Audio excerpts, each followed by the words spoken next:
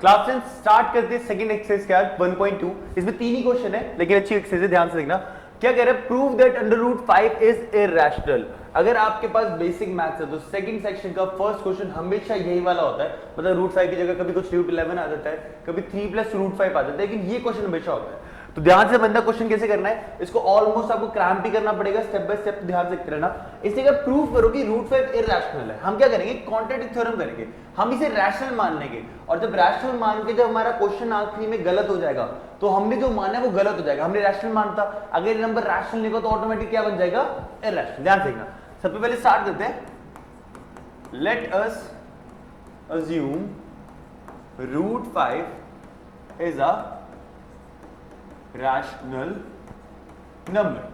अगर root 5 rational number है so मैं लिख सकता हूं root 5 is equal to p upon में क्यू, वेयर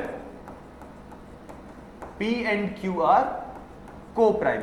को प्राइम मतलब ये दोनों 1 के अलावा किसी भी टेबल में नहीं आएंगे। ठीक है, अब मैंने देखा 5 के ऊपर रूट लगा हुआ है तो इसकी रूट को हटाते हैं। तो क्या करूंगा मैं? Simply square both side. यहां पर रूट 5 का स्क्वायर होगा, यहां पर हो जाएगा पी स्क्वायर अपॉन में क्यू स्क्वायर। ये हो जाएगा रूट 5 का square 5 is equal to p square upon में q square. Q square multiply है, वहां जाके क्या हो जाएगा? सॉरी डिवाइड है, वहां जाके multiply is equal to p square. इसे इक्वेशन 1 मान लेना, भी थोड़ी देर में बताऊंगा क्यू। और 5 यहां पर मल्टीप्लाई हो रहा है तो वहां जाके क्या हो जाएगा? डिवाइड। अब मैं यहां ध्यान से देख रहा हूं कि पी स्क्वायर क्या है? Is divisible by 5। अगर p स्क्वायर 5 से डिविजिबल है तो मतलब p is also divisible by 5। क्या तो कोई डाउट है? लाइन कर देते हैं मार्क। अगर p को मैं 5 से डिवाइड करूंगा तो कोई ना कोई इंटीजर बचेगा। कुछ भी मान लेते हैं, c मान लेते हैं। और c क्या है? c इज एनी इंटीजर, कोई भी इंटीजर हो सकता है, प्लस माइनस जीरो कुछ भी हो सकता है। ठीक है, दोबारा क्या करूंगा मैं? Square both side, square both side.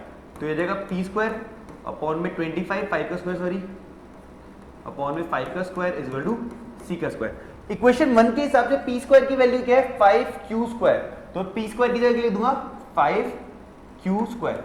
5 का स्क्वायर नीचे आ जाएगा 25 is equal to c square. लिख देंगे हम by equation 1।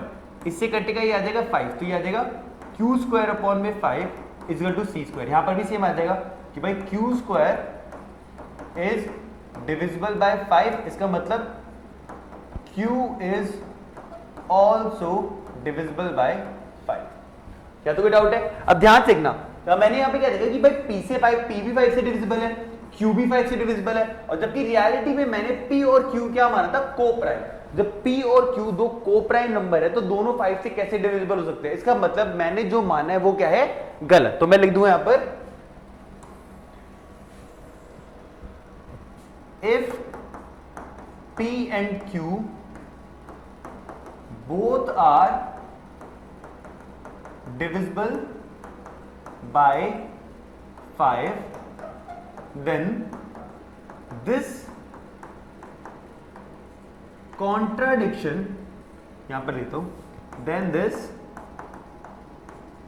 contradiction arises due to our wrong assumption, कि हमने जो माना है वो गलत है, कि रूट 5 जो हमने रैशनल माना है वो गलत है। इसका मतलब root 5 is an, so root 5 is an irrational number.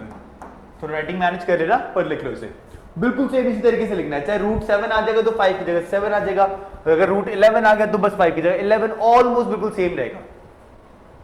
Extra question में इसके थोड़े वेरिएशंस करेंगे, इसे लिख लो अभी। चलो नेक्स्ट पे चले।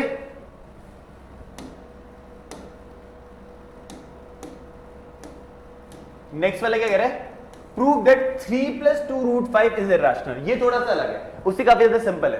अंडरलाइन कर लेते हैं, मेरे को बीच में लाइन कर लेते हैं। ठीक है, ध्यान से देखना। सेम वही थ्योरम सबसे पहले हम क्या करेंगे, let us assume 3 plus 2 root 5 is a rational number. भाई 3 plus 2 root 5 अगर rational number है, so 3 plus 2 root 5 is equal to P upon में Q, where P and Q are co-prime. अगर P and Q और co-prime है तो simple. अच्छा, यहां पर हमें कोई जरूरत नहीं है स्क्वायर करने के लिए, हमें यहां पे पता है कि यार रूट के साथ काफी सारे नंबर है और रूट वाला नंबर क्या ऑटोमेटिकली इरैशनल, तो मैं रूट के साथ वाले सारे नंबर को अलग कर दूंगा, रूट वाले नंबर को अलग कर दूंगा। जैसे 3 यहां पर प्लस का है तो वहां तक क्या हो जाएगा, माइनस का -3, इसका एलसीएम लिखो तो आ जाएगा Q, यहां पर आ जाएगा P माइनस यहां पे क्या आ जाएगा 3Q इक्वल टू 2 रूट 5। 2 यहां पर मल्टीप्लाई है तो 2 वहां तक क्या हो जाएगा, 2 वहां जाके भाई हो जाएगा डिवाइड। अब ध्यान से देखना, इस साइड वाला जो नंबर है वो तो क्या हो गया इरैशनल, और इस साइड वाला जो नंबर है वो क्या हो गया रैशनल। क्या कभी एक इरैशनल नंबर रैशनल नंबर के इक्वल हो सकता है? नहीं। इसका मतलब हमने जो माना है वो क्या है, गलत। वे लिखेंगे a rational number can't be equal to an irrational number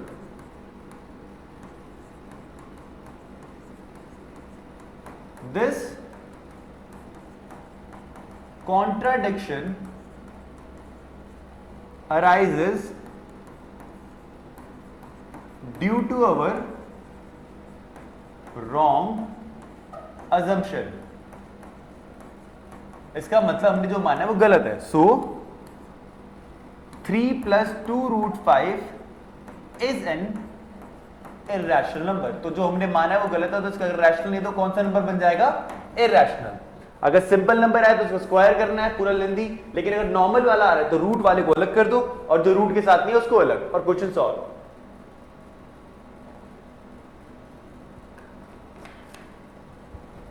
done. आगे चलते हैं। क्वेश्चन नंबर 3 इस लास्ट क्वेश्चन, इसमें 3 पार्ट है। पहले वाले पार्ट से स्टार्ट करते हैं। इन्होंने बोला 1/√2 को सिंपल करेंगे, वही फर्स्ट वाला पार्ट कर रहे हैं 1/√2। तो सबसे पहले late us assume 1/√2 is a rational number. ठीक है, लाइन कर लेते हैं। अगर 1/2 रैशनल नंबर है, so 1/√2 is equal to P by Q, where P and Q are co-prime। हमें √2 को सिंगल करना है तो √2 को उधर भेजते हैं। अगर √2 यहां डिवाइड हो रहा है वहां तक क्या हो जाएगा, मल्टीप्लाई P√2 और Q आ जाएगा इधर। √2 को अकेला करना है तो P को इधर भेजता हूं तो √2 आ जाएगा Q अपॉन में P। इस साइड वाला नंबर एक रैशनल नंबर है और इस साइड वाला नंबर क्या है, इरैशनल नंबर है। इसका मतलब हमने जो माना है वो गलत। सेम लिखेंगे, a rational number can't be equal to an irrational number. Same, this contradiction arises due to our wrong assumption। क्या क्वेश्चन था, 1/√2 is an irrational number। Note down कर रहे हो, इसके 2 पार्ट करते हैं और फिर हमारा पूरा चैप्टर एनसीईआरटी से खत्म। इसके अगले वाले पार्ट में इसके एक्स्ट्रा क्वेश्चंस करेंगे, फिर अगले वाले पार्ट में PYQs और उसके बाद जाके चैप्टर अच्छे से खत्म होगा। याद रखना, शायद एक्स्ट्रा क्वेश्चन के भी 2 से 3 पार्ट रहे, PYQ भी 2 से 3 पार्ट रहेंगे, लेकिन हम एग्जैक्टली हर एक चैप्टर को इसी फॉर्मेट में खत्म करेंगे। पहले एनसीईआरटी फिनिश करेंगे, फिर एक्स्ट्रा क्वेश्चन और फिर PYQ, तब जाके हमारा एक चैप्टर होलिस्टिकली पूरा होगा। वेरी गुड, लिख लो। ठीक है, अगला वाला करें। सेकंड वाले में क्या बोला इन्होंने, बस मैं डिजिट चेंज कर दो, सेम ही रहेगा। 7√5 बोला है, तो अब हम क्या करेंगे, 7√5 को क्या मान लेंगे, इरैशनल नंबर। तो 7√5 किसके इक्वल हो जाएगा, P/Q के इक्वल। अब यहां से रब कर दो,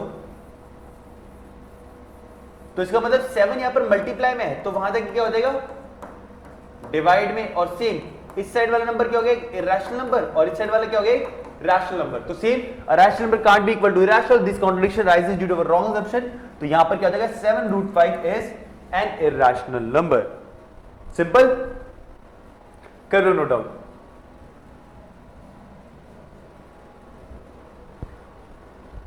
नेक्स्ट वाला लास्ट वाला आ रहा है 6 प्लस रूट 2, इसे रफ करते हैं। थर्ड क्या है भाई 6 प्लस रूट 2।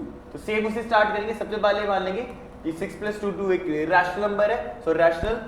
तो सेम यहां पर 6 क्या हो रहा है प्लस हो रहा है, तो 6 वहां तक क्या हो जाएगा इस बार माइनस, इसका एलसीएम लेंगे तो क्या आएगा q p minus 6q is equal to root 2।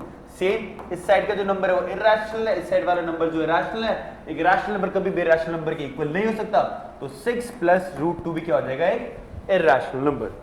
Done. और इसी क्वेश्चन के साथ हमारी एक्सरसाइज होती है फिनिश। लिख लिया सबने, ठीक है। नेक्स्ट वाली वीडियो में मिलेंगे, जो एक्स्ट्रा क्वेश्चन के पार्ट होंगे, शायद 2 से 3 पार्ट रहेंगे, उसको भी खत्म करेंगे और फिर करेंगे पीवाईक्यू सीरीज। ऐसे हर एक चैप्टर को साथ में लेके चलते रहेंगे, एंड तक सारे चैप्टर ऐसे खत्म करेंगे, ताकि ऐसा कोई भी इंपॉर्टेंट क्वेश्चन हो जो आपको छूट जाए। इन सब की प्लेलिस्ट में बनवा दूंगा, आपको आराम से चैनल पर मिल जाएगा, जाके आराम से सर्च करना। तब तक के लिए बाय।